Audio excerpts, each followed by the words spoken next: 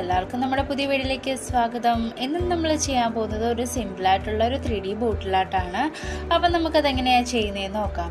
ഞാൻ already ബോട്ടിലിൽ paint ഒക്കെ അടിച്ചു കൊടുത്തിട്ടുണ്ട്. ഇത് ഞാനൊരു ബ്ലൂ കളറിൽ ഇതുപോലെ പെയിൻറ് സ്പ്രേ ചെയ്തെടുത്തിരിക്കുന്നതാണ്.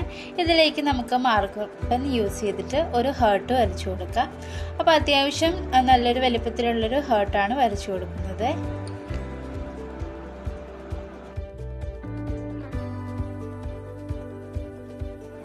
ഇനി ഞാനിവിടെ ടെക്സ്ചർ പെയിന്റ് ആണ് എടുത്തിരിക്കുന്നത്. ഇത് നമുക്ക് ഹേർട്ട് ഫുള്ള് ഫില്ല് ചെയ്യുന്ന വിധത്തിൽ ഒന്ന് ചെയ്ത് കൊടുക്കാം, അപ്ലൈ ചെയ്ത് കൊടുക്കാം. അങ്ങനെ ഈ ഹേർട്ട് ഫുള്ള് നമ്മൾ ടെക്സ്ചർ പെയിന്റ് അപ്ലൈ ചെയ്ത് കൊടുത്തിട്ടുണ്ട്.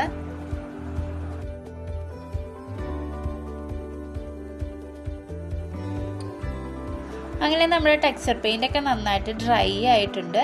ഇനി നമുക്ക് ഇതിലേക്ക് ഓരോ ഡോട്ട് പോലെ ഈ ടെക്സ്ചർ പെയിന്റ് അതിലേക്ക് ഒന്ന് അപ്ലൈ ചെയ്ത് കൊടുക്കാം.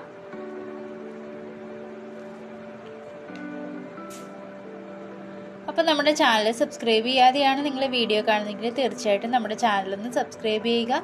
അതുപോലെ തൊട്ടടുത്തുള്ള ബെല്ലൈക്കൺ കൂടെ ഒന്ന് എനേബിൾ ചെയ്യുകയാണെങ്കിൽ ഞാൻ ഇടുന്ന വീഡിയോസിൻ്റെ എല്ലാ നോട്ടിഫിക്കേഷൻ നിങ്ങൾക്ക് ആദ്യമേ തന്നെ ലഭിക്കുന്നതായിരിക്കും. അപ്പോൾ ഇതുപോലെ നമ്മൾ ഹാർട്ടുകൾ ഫുള്ള് ചെയ്തെടുത്തിട്ടുണ്ട്. ഇനി ഒരു സ്റ്റിക്ക് യൂസ് ചെയ്തിട്ട് ഇതുപോലെ ഒന്ന് ചെയ്ത് കൊടുക്കണം. ഇതുപോലെ നമുക്ക് എല്ലാ ടെക്സ്ചർ പെയിന്റിലും ചെയ്ത് കൊടുക്കാം.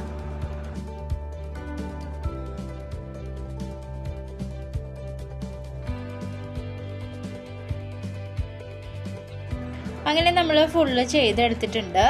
ഇനി നമുക്കിതിലേക്ക് കളർ അടിച്ചു കൊടുക്കാം. അപ്പം ഞാനിവിടെ ഈ 3 കളേഴ്സാണ് എടുത്തിരിക്കുന്നത്. ഇത് നമുക്ക് ഒരു പിൻ പോയിന്റ് ആയിട്ടുള്ള ബ്രഷ് യൂസ് ചെയ്തിട്ട് ഇതുപോലെ ജസ്റ്റ് ഒന്ന് വരച്ചു കൊടുക്കാം. അതായത് നമ്മുടെ റോസ് ഫ്ലവർ ഇല്ലേ, അതിൻ്റെയൊക്കെ ഒരു ടെക്സ്ചർ വരുന്ന വിധത്തിൽ ഇതുപോലെ ഒന്ന് വരച്ചു കൊടുക്കുക.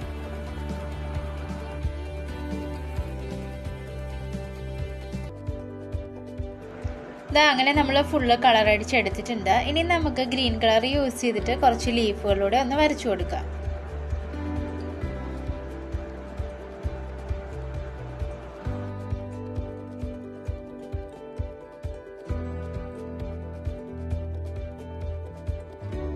അങ്ങനെ നമ്മൾ ഫുള്ള് ലീഫുകളൊക്കെ വരച്ചു കൊടുത്തിട്ടുണ്ട്. അങ്ങനെ നമ്മുടെ 3D ബോട്ടിലായിട്ട് ഇവിടെ റെഡി ആയിട്ടുണ്ട്.